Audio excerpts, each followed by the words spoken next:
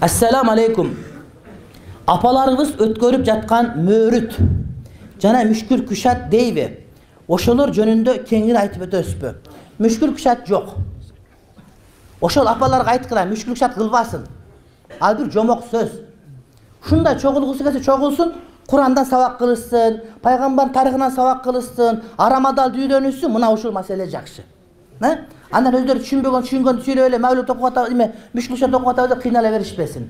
Halal нерсени окусун, туура нерсе окусун, кыргыздар кыргызча, өзбек өзбекче окуй берсе болот. Анан өзүн түшүнбөгөн бир түркү тилде айта берип, анан мүшкүл күшат деген болбойт андай.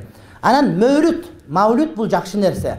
Бирок ал дагы ошо түшүнө турган нерсе. Пайгамбардын сыпаттары, адеп аклагы, жүрүш турушу, ата-энеси менен болгон мамиле, үй бүлөсү менен болгон мамиле, кембагал менен болгон мамиле, пайгамбардын сыпаттары кандай экен айтса, мына ошол мәулүт болот, урматтуу бир тууганым. Албетте бул жакшы нерсе, ага биздин каршылыгыбыз жок.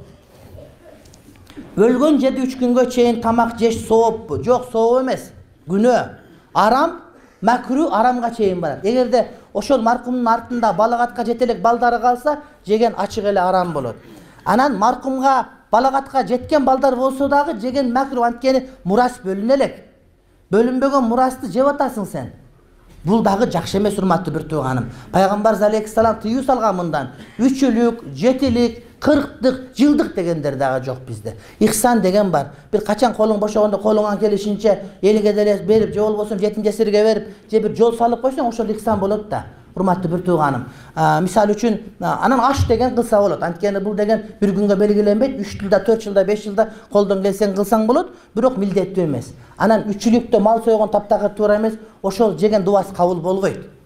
Эми адамдардын дуасы кабыл болуп, бечара өлгөн, эми өзү арак ичип ичпей эптеп зорго өлүп алды. Өлгөндөн кийин сал түзүгүрөөк болуш керек го. А эми жана караштын этин жеп аткандар макру тамак жеп атат, жок дегенде дуасы кабыл болбойт. Анан каякта эле ырайым мээрим барсың.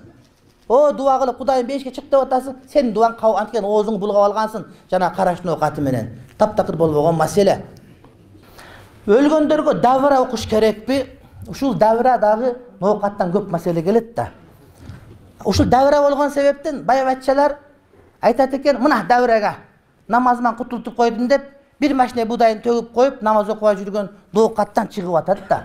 Капы болбогула, бирок ноокаттан келип атат бизге.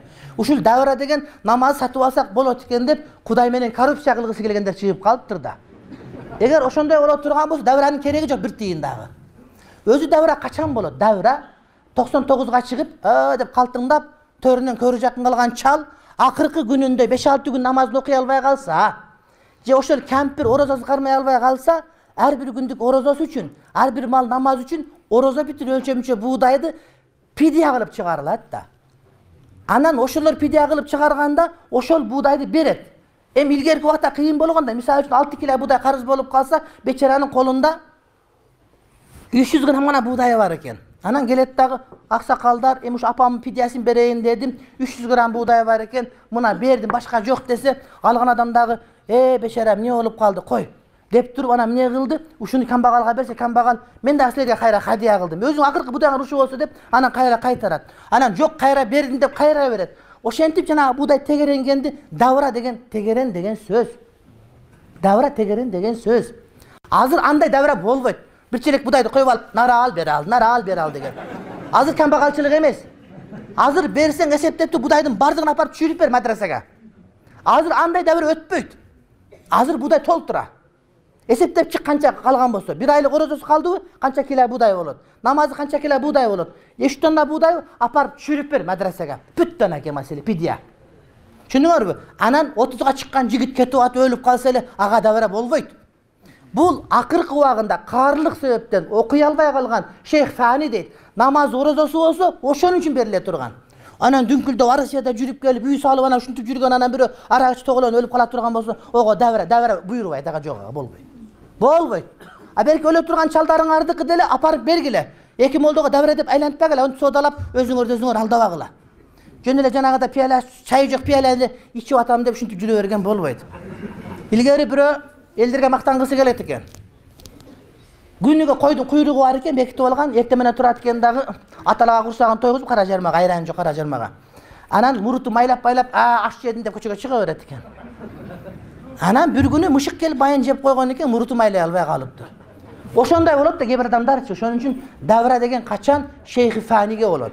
Карып калган чал, өлүп калган, акырында намаз окуй албай калса, закет намазга тура албай калса, ошол 5-6 күндүк намазы, 5-6 күндүк орозосу берилет, оны апарып чүрүп бересиңер. Же ошонун пулун бересиңер. 1 тонна буудайбы канча пул болот мадраса. Эң көп мадраса силерде мынакей. Каздамлага барсаңар, айтып берет, муну мадрасага апарып бересиңер.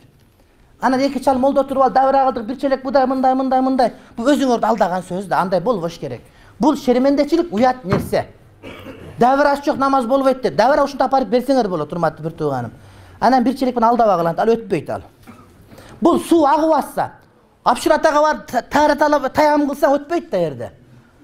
Бир челек суу агып атса ушундай, учас болуп. Мен таям кылам десең өтпөйт таямым да. Ошого тиги давраңар өтпөйт, урматтуу бир тууганым. Кудай сактасын, ачарчылык болуп калып, ушунча буудайың болуп, бир челек буудай бере албай калсаң, ошондо айлансаң бир жөн. Бирок бүгүн анын шарты жок таптакыр.